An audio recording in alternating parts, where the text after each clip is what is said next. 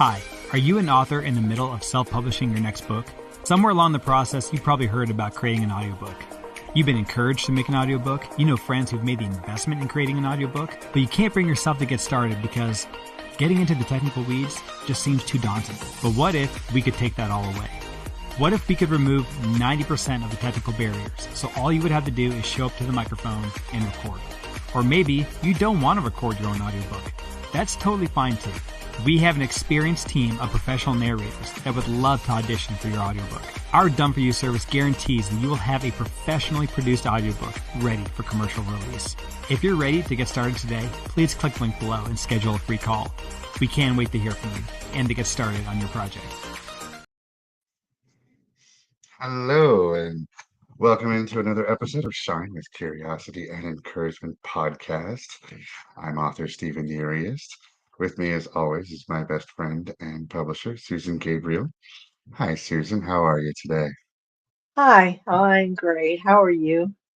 I'm doing well. I want to wish Happy Mother's Day out there to all the mothers. I hope everything has gone well. You've had some good food and some people who absolutely love and adore you out there. You're a mother, right, Susan? Yes, and a grandmother. So let's And a make sure grandmother. and include grandmothers in that too.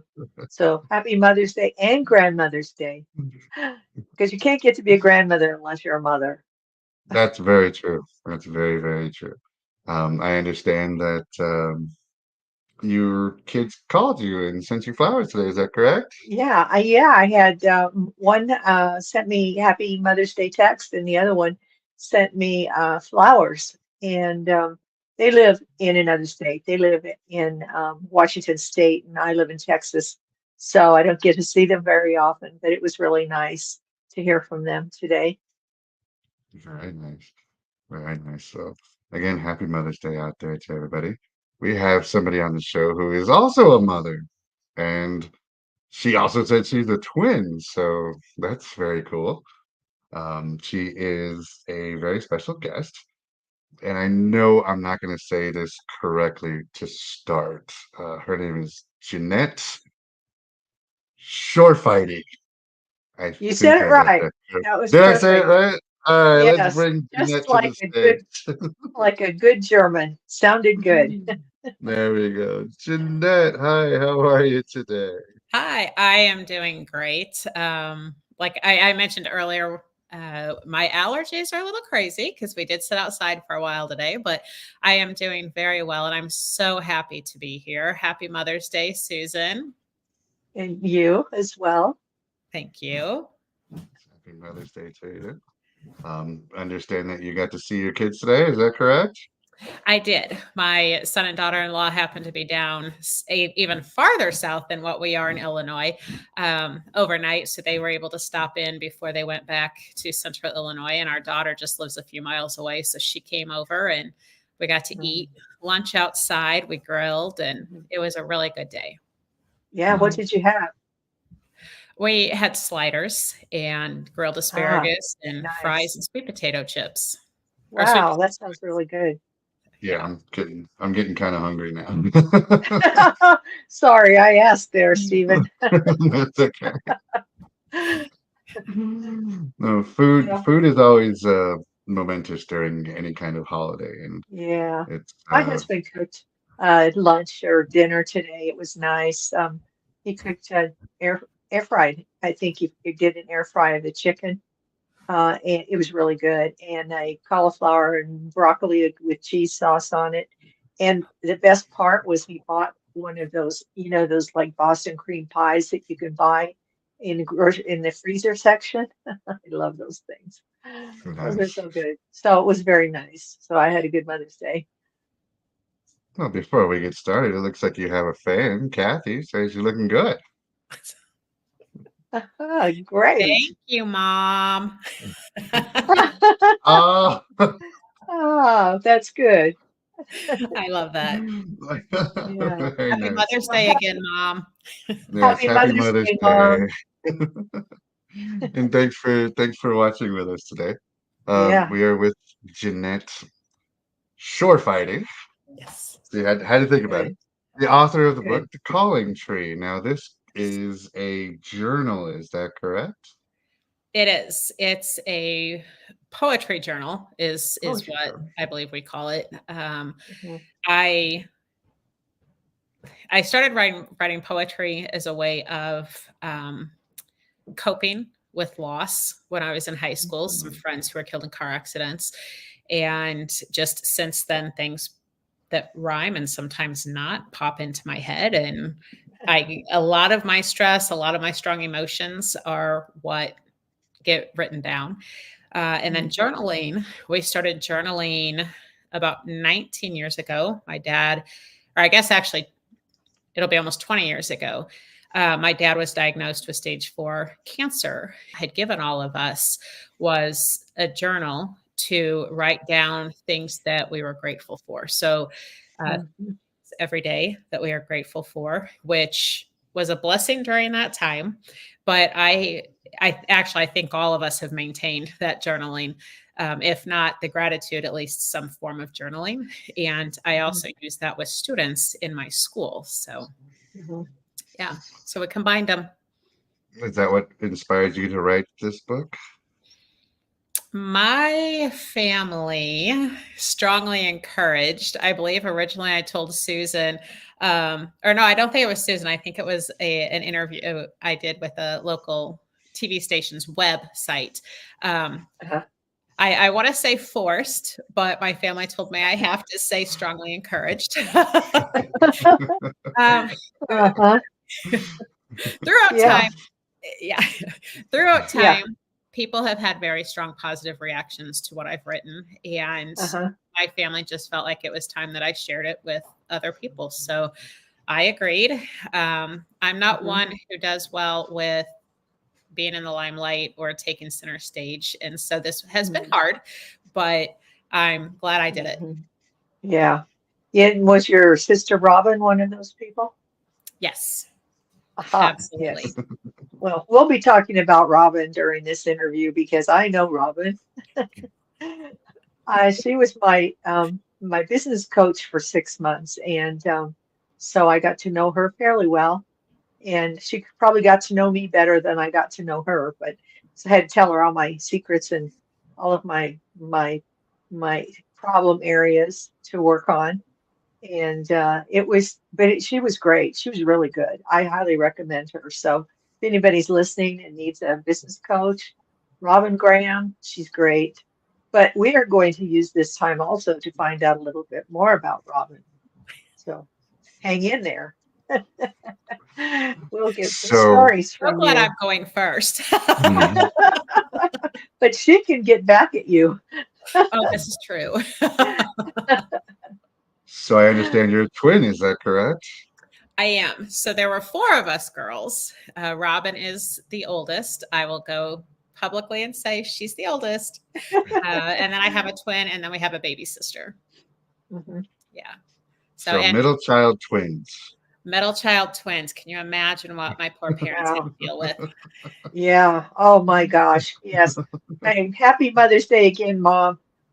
You did a great job with them. Now, growing up, you're not identical twins, correct? No, we didn't get to have any of those fun pranks on people. How was that growing up? Was that, I mean, somebody who's the exact age, going through sure parties, school functions, everything like that had to be different for you guys? It I have a built-in best friend. Growing up with somebody who you literally have known your entire life, birth all the way through, Yeah. right? She is my built-in best friend. But we are so night and day in our interests and the types of people like that we are friends with and things like that. So a lot of times we were invited to the same things, but there were times where we were not, and we were both okay with that. We didn't always do the same sports. We had a very small parochial school growing up, and so we were in the same class always until high school, but it really was more, our bond is special, but it because we are so different, it was really more like just another sister, minus that extra bond that we feel towards each other. Gotcha. Yeah. Speaking of school, you are a public school counselor. I am. Tell us about being a public school counselor. I am actually in my 29th year.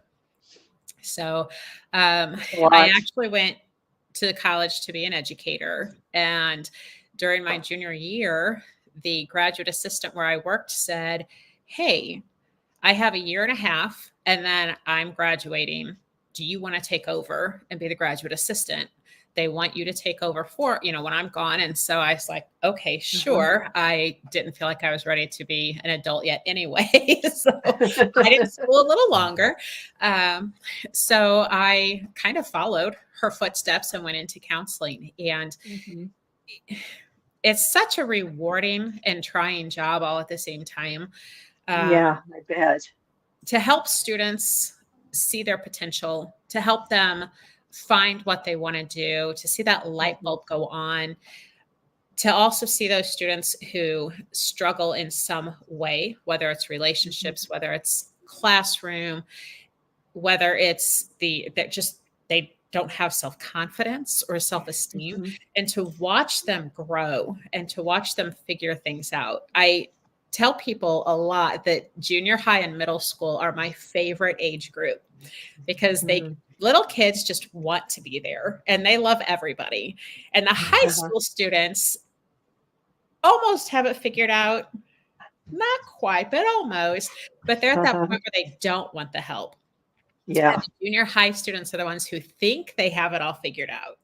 And you can see when they figure out that they really don't know it all. Yeah. And then have those conversations with them and watch them really get to understand the world. That is my favorite age group. Nice. Now, have you been like a school counselor for 29 years? I went straight into school counseling, and then I've lost track of the years now. But towards the middle of my career, there was a reduction in force in my school. And so they were releasing people, and I had to teach for 2 years. And then went back into the other counselor at the time, took over the counseling responsibilities. Then he retired, and I've been the sole counselor for our K through 12 district for the last 16 years, I believe it is. Wow. How is it different from counseling versus teaching as far as your approach to students? Teaching you see them every day. We're on a straight schedule. Some schools run on a block schedule. So ours is straight. So we see our students every day. I feel like I got a chance to get to know all students a little better because I saw them all every day. But the relationship was very much, all right, you're in my classroom. You have to follow the rules. You have to do your homework. You have to take the test. Yes, I want to talk to you. I want to know who you are. But I still have to make sure that you're meeting the standards that are set for the subject area. Where with counseling, I get to have a lot more of that interpersonal relationship with them. I get to really know their story and support them in a different way than teachers have the time to do. Yeah. What subject did you teach? I taught physical education and health, and then a personal development class. That was my favorite because I got to create whatever I did with it. Yeah. So what's personal development? I've never taken a class like that. So we did a little bit of life skills. So in 6th grade, now students a lot of times can't use an analog clock. So we actually relearned telling time on an analog clock. We went back through how to count money. A lot of times now, debit card or credit card, and that's what they see when they go shopping. So we would go back through how, if I give somebody a 20 and what I owe is $16.50, what should I be getting back? And we would count out the change. We did a lesson on sewing, and I taught them a whip stitch and how to sew buttons onto something. We talked about study skills. We did career exploration. So it was just a lot of my favorite was the baseball game. they had to help cook a meal or help clean a room, or if they did it by themselves, it was considered a home run. So there were different things that they could do to get a base hit or a double or triple or home run. Oh, And then yeah. they had to, after a week, return that so I could grade what they did or how they did and things like that. Yeah. Yeah, I Nice. think that would be a fun age because they're still young enough that you can have fun with them, not thinking that they're too old to, kind of play around. Yeah. Well, not only that, but critical skills like that should be mandatory for kids to just learn Hmm. things. Mhm. Learning to count money. Whenever I go to the gas station, I always like to make my purchase to be an even number. And I know how to get to $1 from anywhere between a penny and 99 cents. And I can do it in, a second. And when I do it, these people are like amazed by it. They're just like, "Oh, you're so smart." Like it is Yeah. not that smart. It is just knowing No. how to get to $1 from any number in between a penny and 99 cents. Yeah. The It's And society we live in now just is not conducive to either reading a face hand of a clock, face of a clock, or to counting change. I mean, it's just unbelievable the kinds of skills we learned as children. I mean, young children that a lot of older kids now don't even know. So yeah. it just amazes me. I yeah, was recently asked, what is the biggest struggle that I see in education right now? Uh-huh. And Yeah. I think they were surprised by my answer. I think they thought I was going to say discipline because that seems to be a Uh-huh. lot of people's first Oh, response. But right. for me, it's not. It's technology, not Hmm. the use of technology as far as helping students learn, but or that it breaks down all the time. It's the fact that we have our first official generation of students coming through our schools who were raised with tablets and computers and cell phones, Hmm. and the Yeah. majority of what they do for communication is typing and sending pictures. So it's Hmm. that technology is creating a new society where Yeah. they don't know how to sit and have a conversation like what we're doing right now. That's the Right. struggles I think that I see the most in a school. Mm. Yeah. right. Yeah. I So that imagine so. critical piece of learning to listen and how to talk and how to control your tone, how to react appropriately to things. It's Hmm. a big part of what we have to Yeah. teach kids now. And COVID probably didn't help any either because that made it even less likely that people were getting together. Yeah. Yeah. So it's a generation that's probably going to suffer for a while with various symptoms of all of the lack of social interaction Yeah. for so long. And, things like other things like reliance on technology, like try to figure out a math problem without grabbing a computer or a cell phone. It's, you know, I it's Potentially, but hard. I also think technology is going to help us in a lot of ways, and these kids are going to be the ones that are going to know it back and forth, and they're going to be the ones that are going to have to teach people as they come along. Because eventually we've got to evolve into that society where technology is doing, making things easier for us and making it so that it's, different from things. And I mean, us growing up, we didn't have the internet, we didn't have all that. So we relied on our skills to be able to play outside or to form imagination or to, do things completely different. And kids nowadays are able to, they're able to navigate through the internet, but Mhm. they are talking in hieroglyphics. I have noticed that the emojis have gone from simple little things to animated little characters that you're just kind of like, okay, we're Mhm. back to the Egyptian times and hieroglyphics.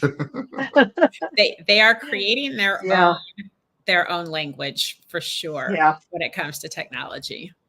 Oh, yeah, definitely, yeah. definitely.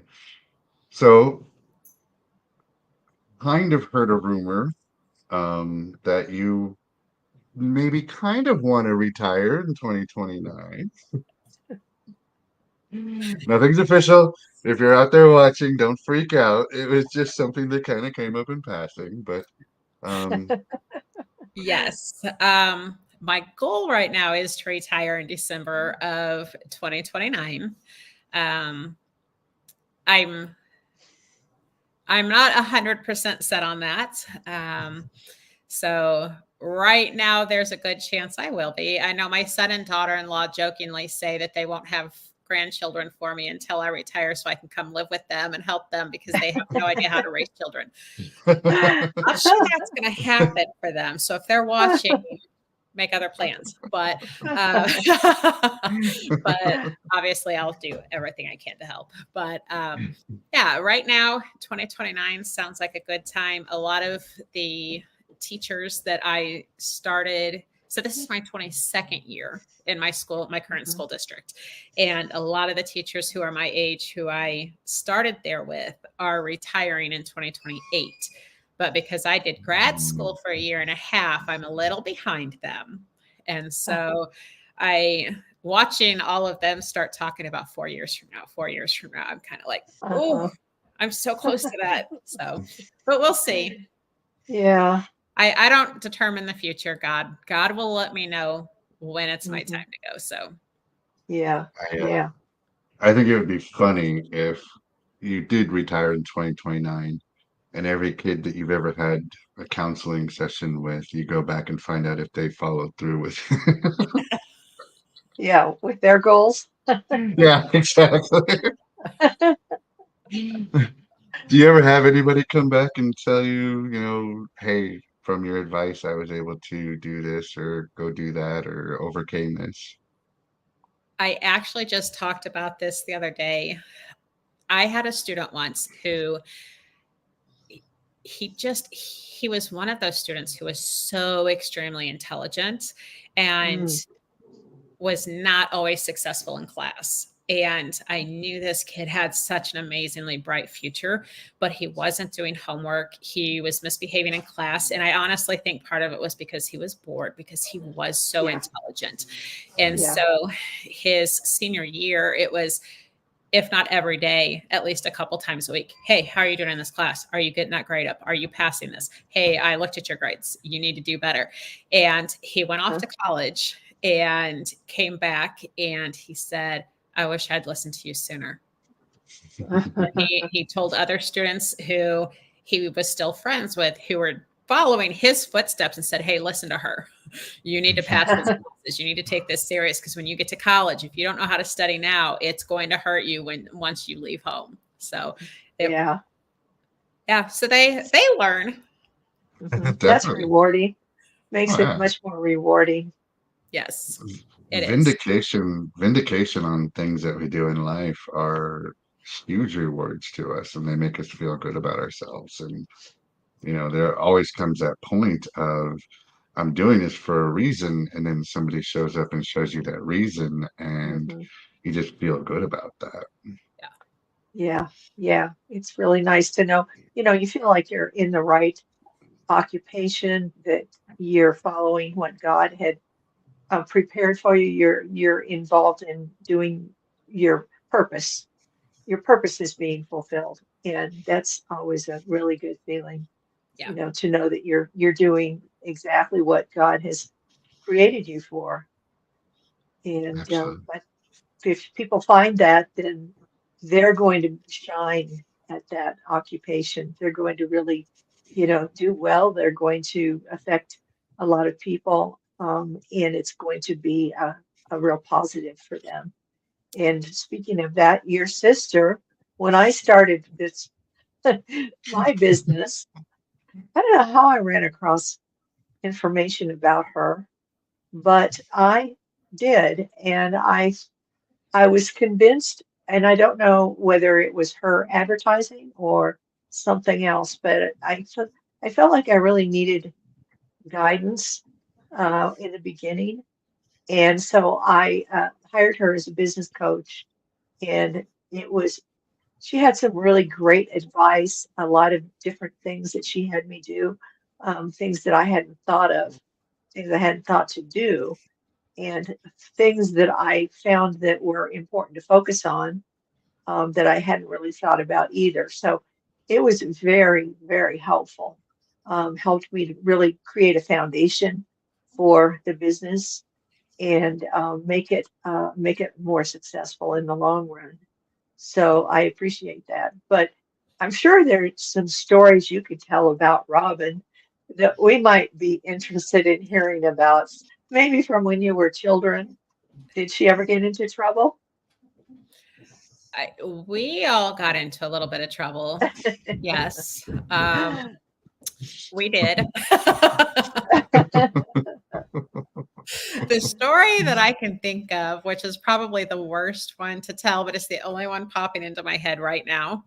She and I, not together. We had very different friends, but she and I both had decided that we were going to try drinking with our friends one night, and Mm.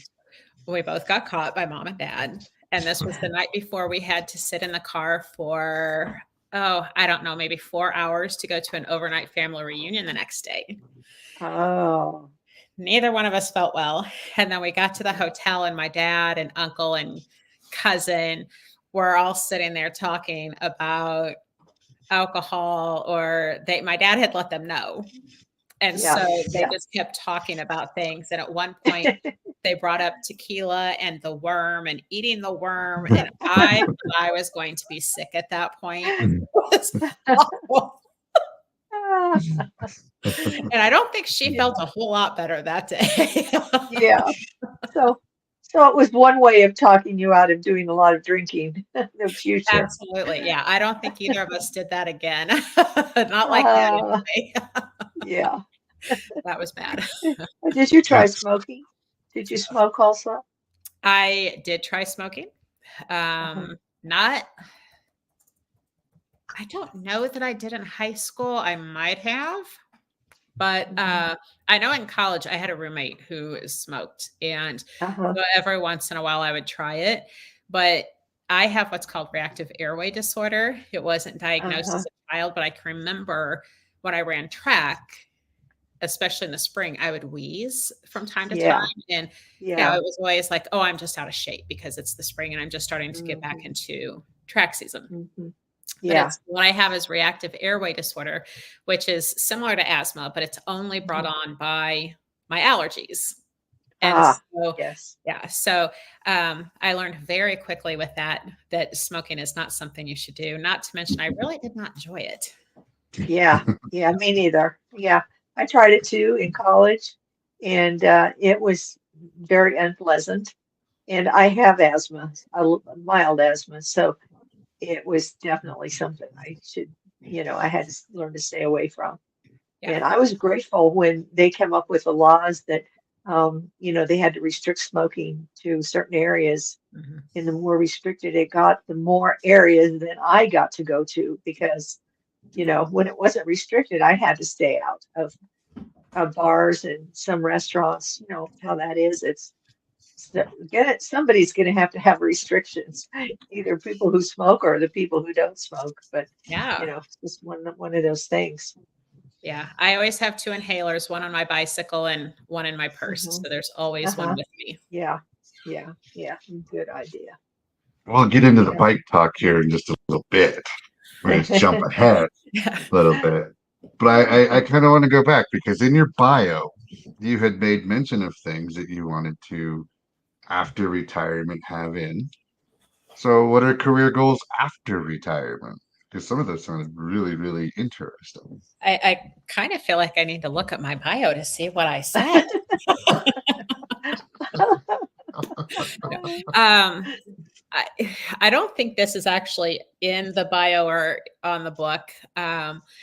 But I keep joking with my husband that I'm going to leave him for a week at a time and travel. He does not cycle like I do. I keep telling him I'm just going to travel by myself, and I want to ride my bike in each of the continental states. Wow, that's a very ambitious goal. I don't know that I'll obtain it completely, but I would absolutely, especially out the northeast part of the Yeah. McKendree, and then the very Oh, yeah. last, yeah. Yeah. So I followed It'd be actually this beautiful. young child and his dad. They started a trek to go from the state of Washington to New Mhm. York on their bicycles. Wow. And Wow. he, like, watching that, I was like, I can do that someday. I can do that all the time. I would just take trips to each of the states with my bicycle. But Yeah, right. hopefully someday be a grandma to something more than fur and four legs, and Uh-huh. just relax. Just relax. Maybe find a second part-time phase of my life, work a Yeah. little Yeah. Well, Oh, we could always use an editor. bit. I do love to read. Oh, well, we'll have to get together. Absolutely. And it's funny because Susan and I, when we were going through the editing process, and we were talking about how sometimes we can miss things. And the book that I'm currently reading, one of my favorite, he's a British author. It's the Uh-huh. whole murder mystery type thing. And Yeah. the very second page of this one had a big blade, like you could see, like it was obvious that there was a typo. And I was just like, oh no, it's only the second page. But Yeah, that kind of alarms me when I find a typo really early on in a book. But when I was in grad school, my boss would make me proofread the letters before she sent them out. So I worked for the Mhm. alumni house where we raised money for scholarships on campus. So Mhm. she would Yeah. send letters out to the large donors, and she would make me proofread all of her letters, starting with the last word and going to the Uh-huh. first word. Because Yeah. that way, the brain, if Yep. it was supposed to be a the, Yeah, would not mistake it for they or vice versa. exactly. Right. Right. Because your brain will really play tricks on you for sure. Yes. My first editing job was in college. My psychology professor was writing a book, and I don't know how she picked me, but felt very fortunate that she did. And she'd asked me to be her editor, and so I got to edit her book, and that was my first credit. Um, was I actually got to see my name edited by Wilma Dickinson. That was my name back then. I didn't know that. Yes, that was my name. I changed my name. I changed my first name. And then, of course, I got married since then a couple times. Actually, no, I was Wilma Stoliker back then. So that's what it would have said. Wilma Stoliker. Stoliker was my middle name. I mean, my maiden name. And then I got married the first time, but I got married really young.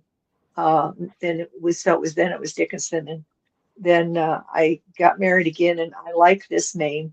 Gabriel, I think, is a nice name, but Stoliker was a name. Those German names are long, as you know, and kind of hard for people to pronounce. So it's always kind of nice to have a shorter name. But Yes. that was my very first, and um, I'd forgotten all about that. But it's it's kind of interesting, isn't it, to see your name on a book? It is. It is. Uh-huh. And It's our a school fun library, experience. it is. It was, and Susan, you made this experience so easy. I mean, it was just okay, here's some questions. What do you want with that? Mhm. This. And if I had Mhm. questions, you answered them immediately. You spoke on the phone with my husband about some questions that he Yeah, had.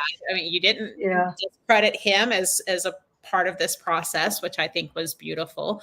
Um, it just, when I tell people that we started in January hmm, and it hit right. Amazon April 1st, they look at me like there's no way it went that fast. Yeah, So, but it yeah, was so smooth, yeah, such an easy process. And you have been just absolutely a blessing through this whole process.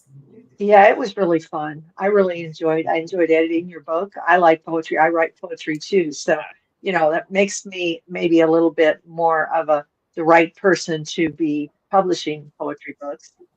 And and it was fun to kind of pick out some of the pictures to go with your poems. and to put the whole thing together. It was just fun. I really had a good time. And I think Robin sent me to you because Yes. she had worked with you, but I think she knew that hit part of you. Mhm. But then the Yeah. Christian side of that, because a lot Mhm. of my poetry does relate to my faith. And so Right. I think that she, having sent me to you, was yet another blessing through Mhm. this whole process. Yeah. Yeah. That really was. And some of those the poetry that you have in there that is faith-based is just really beautiful. And I love those. I love those kinds of poems. I write a lot of those kinds as well. And uh, I have this company because I started with wanting to publish my poetry and started looking for illustrators to illustrate my poems. And I got sidetracked. I got sidetracked and I never did publish my poetry, not yet. I still plan to, but not yet. I just ran across some great illustrators and then I ran across Steve and we it just I don't know how God just led me into the path of publishing, but I'm really glad he did. It's so much fun. It's the most fun I've ever had, and I love books. I always loved books, and to be surrounded by books, and especially I always buy the books that my authors have written. I always buy a copy because so my house is now filled with books that I published. It's really fun. Definitely. I love that. So, Yeah. speaking of God, what role has God played in your life? Uh, well, we grew up in a parochial school. My sisters and I did. And so we've always had that presence. My parents, very strong, they were involved in the church. I don't even know all of the different positions that they held over the years, but my dad coached our sports teams at the parochial school. And my dad, my husband's sitting here next to me. He may have to correct me. I think it's 23 times my dad read through the entire Bible from beginning to end. And Oh, he read multiple versions of the Yeah. Bible during his Yeah. lifetime. So we've always had that strong influence from our parents. But then Mhm. there have been times where we've had some hardships. And my husband, I can remember one time my husband was laid off, and I think it might have been the second time. And at that point, I was so angry. And you really do go through that grieving process with something like that, as well as when you Mhm. lose someone to a death. And I went through that whole phase of, well, God's punishing us. God doesn't love us. Why would God do this to us? And you have those conversations with other faith-based people, with other Christians who then say, but let's look at the other side of this. And what could you get from this? And Mhm. Robin is very much my rock when it comes to these things. She and I just last week had a conversation about something I'm going through right now. And she said, think about the perseverance and think about what you're going to get from this experience and what will you Mhm. take with you into the future. And, Yeah. she very much related That it to, sounds like Robin. yeah, it is. And she said, Yeah. think about Jonah and his experience. And I started to cry because I was like, that's how I feel like Jonah must have felt. But we had a Yeah. really good conversation. But then I also have been on multiple positions at our church, serving Mhm. in different positions in the church. When I was in high school, I taught Sunday school. I just had my last session with my Sunday school students today. I won't see them the last 2 weeks because I'll be gone. So I Mhm. still teach confirmation Sunday school class. So Uh-huh. I don't. I have had people ask. I don't know. I'm trying to think of how the question was. I know last week during Sunday school class, there were only 2 students out of the 10. And Mhm. so I said, you know what? Let's put the lesson aside. You're asking me some questions. Let's focus on that. Let's just talk. And Yeah. during that, they talked about different religions or Mhm. how people know to trusting God. And we somehow atheism was brought up. Mm-hmm. And I told them, I can't imagine going through the hardships that I have in my life, loss, job changes, job loss, even just sometimes when our children hurt, we hurt for them. And having God carry us through all of that, I just can't imagine not having that, not believing in something so amazing and great and wonderful.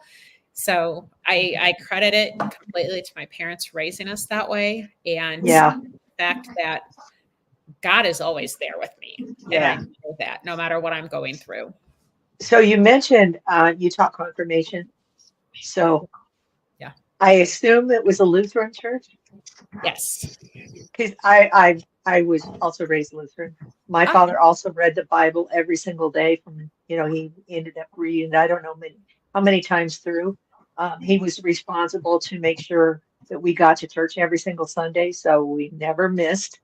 And I am so grateful for that background and having been forced to learn all of those Bible verses in confirmation class, because that saved me, in later as an adult, because those verses would come back to me. And I'm just grateful for that. It's one good thing about that church, just because they force you to do that. Yes, absolutely. And we have a new associate pastor at our church who is in charge of the 7th and 8th grade confirmation. And we were talking about how he wants to change it a little bit and really have a strong curriculum. And I said, well, what do you need us to do with 5th and 6th grade students as they prepare to come into? And he said, they need to know the Bible, not just the books of the Bible, but be able to relate different things to stories. And so like today, I was able to bring up the rich man and the poor man who died, and how the rich man went to hell, Lazarus, and he said, not Lazarus. Now I've got myself confused, but the rich man went to hell and he said, but God, let me go back and warn my family. Let me tell them to believe. And God said, there are prophets and you didn't listen to them. Your pretty much your family has to make that decision. Yeah. So we were talking about, and the parables that I was going through with them, I was able to relate it to other stories because I learned them. Right. Yeah. Yeah. Yeah. It's a blessing. It really is. So, and things that you learn. Things that you learn through your life, things that you can atone to for experience, things that make you take a step back, that, realize, okay, now I understand the reason why I went through that, or now I can understand why I felt the way I felt. God's been with you your whole life and you've been around God. I'm sure God is with you when you're on your bike. And while you're on your bike, you do something called a century ride. I have completed 2 centuries. So when most people, they hear century, and of course they think 100 years. So but they don't relate 100 miles then to a bike ride. And then when I explain that to them, they look at me like I'm crazy. So, but a century ride is 100 miles. So, now, is it all done in one day? Is that done over the course of? Yes, it is. So the first time I did it, I had a friend with me. And so we broke it up into 4 25-mile increments. And it wasn't horrible. But the second time I did it, I did 40, 40, 20. And that was so much easier because I knew once I got on my bike that last 20 miles, it was only 20 miles. And I actually, at one point I called my mom because it was a day where it was windy and it got really hot. And I said, I don't even know that I can finish these last 6 miles. And she said, yes, you can. You've gone this far. You can finish the rest of the ride. And so I have a holder on my bike. So my phone sits on my handlebars so I can talk with people. And then I have a helmet. That's good. Yeah, and my helmet has speakers, so my ears are always open for traffic and things like that. So, but she was like, "You've come this far. You can do these last few miles. You've got it in you. You can do this." And so, I made it. But the breaks are.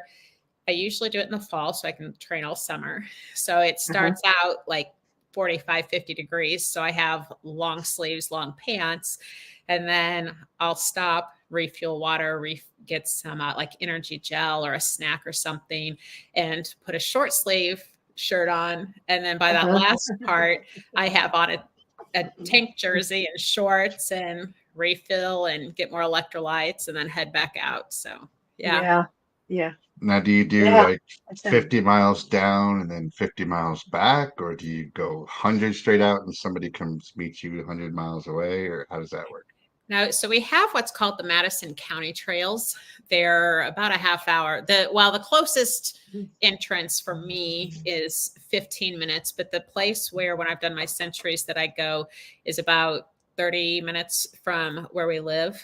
And they're nice because there's not traffic. They are trails. It's just a bike path. Yeah. Yeah, that's cool. And so I'll set my course. I've been on them for years now. So I'll set my course depending on if I'm going to go 40 miles first or 25, whatever it is. And I'll do an out and back, and I'll go out and back. So that way I have everything packed in my car. So I have it right there with me. Yeah. Now I did hit a squirrel one time. Oh no. Did the squirrel make it? I think so. My cousin, who was cycling at the time, I haven't seen him at any of the group rides for a while now, but he came and met me he did about 26 miles with me. And we were heading back towards the car, and I never saw the squirrel. I just felt this big bump and then a big bump. And I looked at him. I said, "What was that?" He said, "You just ran over a squirrel." And I said, "What? Oh my gosh, where is it?" He said, "It ran off into the bushes." So I don't know what happened after that, but that's actually very dangerous. I had posted it on a cycling group in Facebook, and somebody had posted a picture where they had actually hit a squirrel and it ripped the tire off of the bike. They had a massive crash. So I was blessed. When you said God is with me on my bike, he is definitely with me on my bike. Yeah. So with everything coming up, the journal is out, you're looking toward the future of retirement, but the next year, where do you see yourself just in the next year? I'm not sure yet. We're coming up on summertime. Yes. Just getting through the last couple of weeks of school for a school counselor with transcripts for college students. I do a lot of the state reports for our school that will take me close to a week to do. So right now I'm just focused on getting through the end of this year. We do have a small family reunion in July where Robin and her family will be home. And right now I can't even think a year from now. I really can't. I've actually noticed that with educators that their year is not what everybody else's year is. It's not January to January. It's September through May is their year. It's like, when you say next year, you mean next school year, or do you mean next physical year? And it's like, 29 years. My husband and I were married 29 years in March, and I've been an educator for 29 years, and we still have that conversation. What do you mean by year? You got married in March. I hope it was during spring break at the very least. Actually, I was still in grad school. It was during the spring break. Because that's the other thing about educators is that they base off of vacations. It's like, okay, that week in September is going to be fall break, and then you got winter break, and then you've got spring break, and then you've got summer break, and you've got all these little days in between where you break everything down. Like, okay, we can do something this weekend because we've got a 3-day weekend, or we can do something this weekend, or I'm not going to have time to see any of you guys because it's final weeks, and just don't bother me at all. Yes, you nailed it. You think you were a teacher, Stephen? I have a lot of teacher friends that I have tried to call during finals week, and they're just like, I don't mean to be rude, but stop calling me. Yes. My bad. My bad. Wanted to see if you ate. My bad. So, because we do a lot of children's books, one thing that I always like to ask anybody on our show is, would you give advice to your younger self? But I want to preface this with, because we have a lot of younger people that watch our show, give advice to them coming from your younger self. Really, the best advice I can say, and it's funny because I just read about this also. I like to say, follow through with who you are and keep moving forward, but with that faith in God. We tend to say, believe in yourself, be true to yourself, things like that. And I find myself saying that a lot, but Mhm, we can't be true to ourselves unless we're true to God, unless we're mhm. living the life that God has planned for us. And Right. I can honestly say, I don't know that I knew that as a younger Jeannette, Mhm. where I do Yeah. now. And I think looking now, being in a public school, I can't openly always talk about my faith. If somebody opens Right. the door, I'm going to walk through it, but I can't open that door. And so Yeah. if I can tell any other child in this setting, if you're going to be true to yourself and you're going to follow the dreams that you have, make sure you're listening for God's voice in all of that, because he definitely led me into the career that I'm in. I think Mhm. he led my family to strongly encourage me to publish this journal, which has led me into a little more confidence, a little more of living for God versus living for others. And I Mhm. think that we have to remember that we have to live for God first, and then who we are will continue to fall into place. Right. Yes. Yes, I I've agree. found that's so true. Right? And your spiritual journey, everybody out there that's watching and everybody out there that has watched, we always tend to talk about your spiritual journey is your own. We don't all have the same coming to God or the same beliefs or any of it that makes sense, except it makes sense to us personally. And we've all had our own journeys to go through. And it's okay. It's okay to be on that journey. You don't, just because your journey doesn't match my journey doesn't mean that you're on the wrong road or I'm on the wrong road.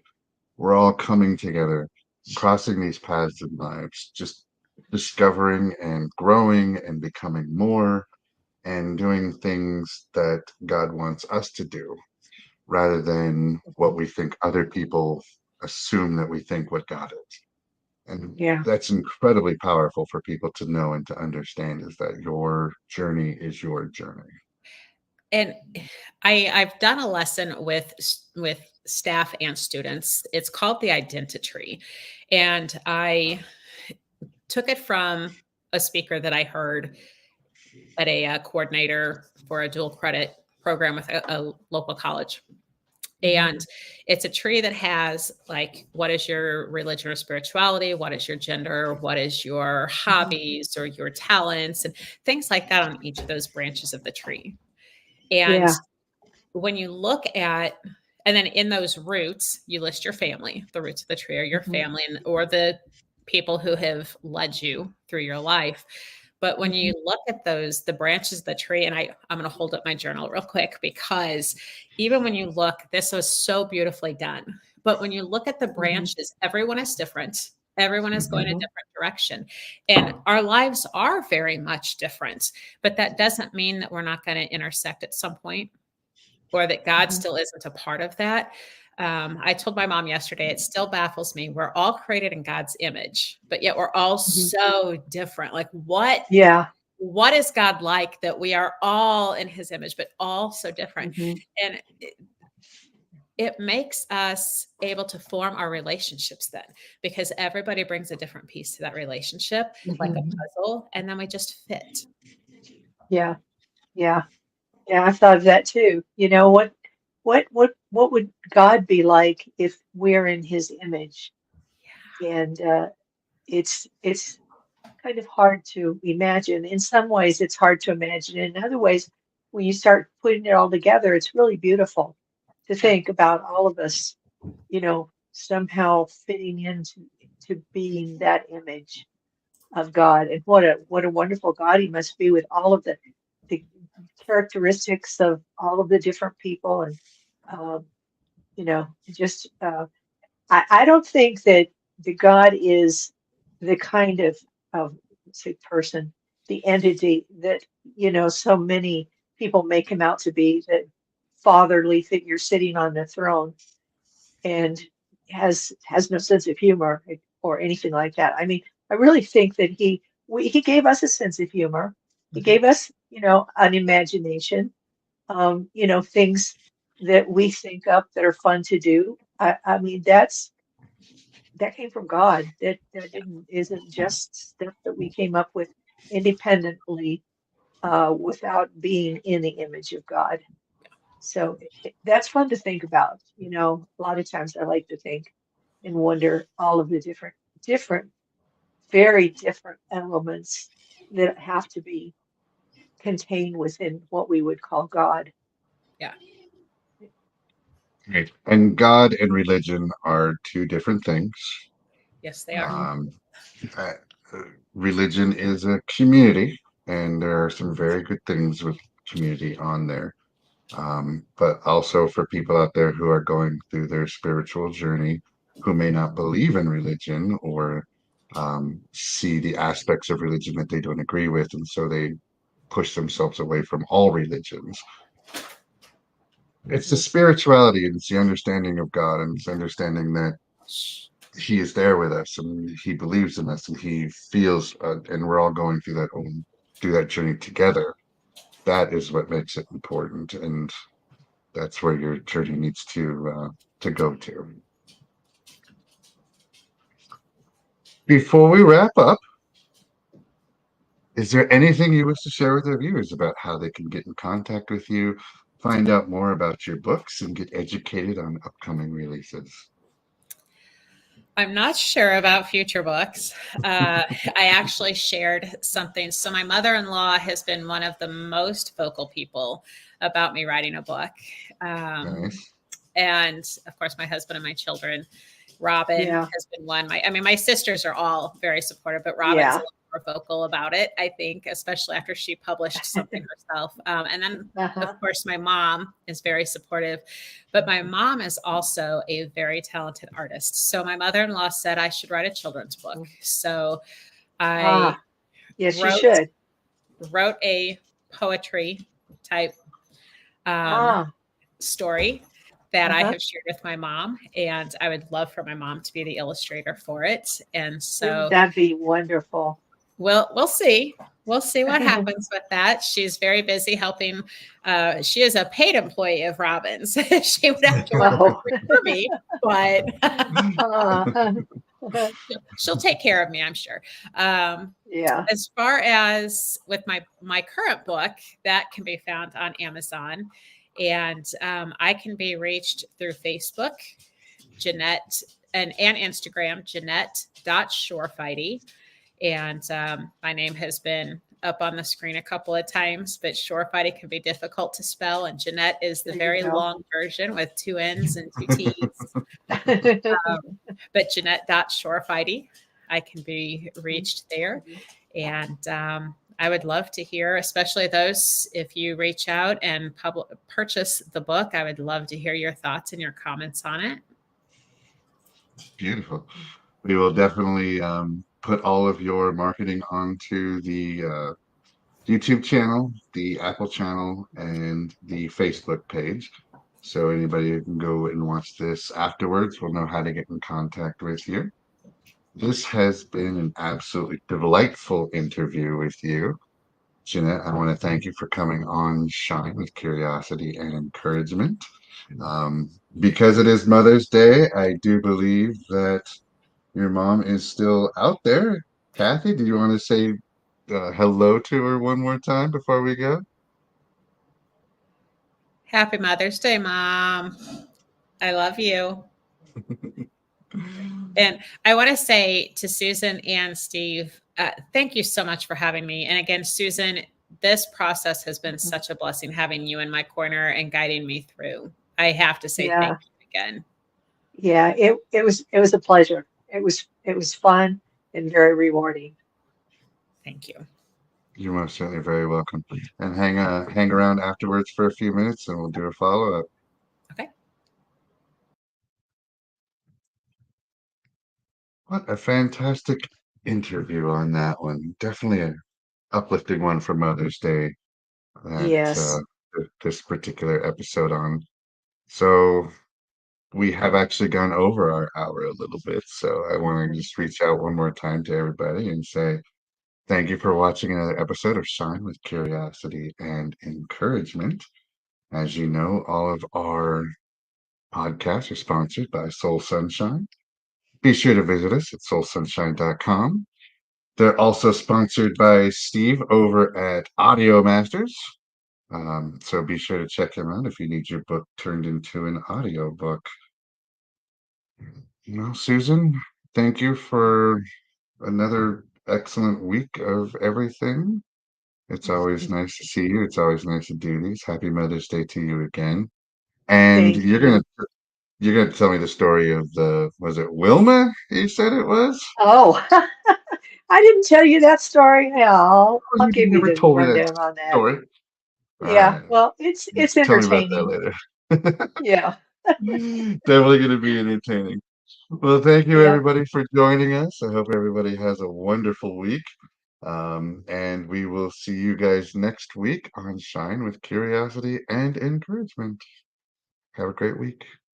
Ever Yep. dreamed of Bye. seeing your name on the cover of a book? As a book publisher, we understand the challenges of self-publishing.